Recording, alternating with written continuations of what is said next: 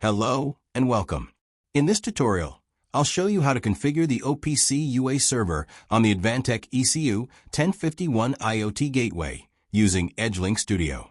OPC UA is a key industrial protocol for secure, reliable, and platform-independent data exchange. Let's get started. First, open EdgeLink Studio on your PC. Ensure your ECU-1051 is powered and connected to the same network as your PC via Ethernet. Click the Search button to discover your ECU-1051 device on the network. Once it appears in the device list, add it to a new or existing project in EdgeLink Studio. For that, I open an existing project.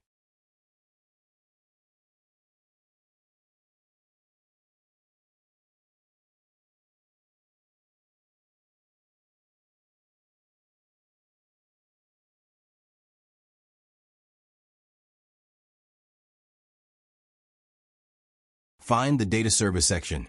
Then click on OPC UA Server. Here, check the box to enable the OPC UA server on your device. The general settings and security policies of the OPC UA server on the device can be configured in the OPC UA configuration interface. Set your desired port number for the server. The default is typically 4840. You can also enter a server name or description if needed. The general settings and security policies of the OPC UA server on the device can be configured in the OPC UA configuration interface. The configured tags in the device can be added to the OPC UA server. User account control. The server allows the client to access the server anonymously or to verify the username and password when accessing. The default connection mode. The server allows the client to create a connection anonymously without the need to configure a username and password. When creating the connection, the username must be entered and the password can be empty. EdgeLink's OPC UA server supports 3 security policies, which can be flexibly applied to different occasions. If neither is checked, the security policy is preset to none.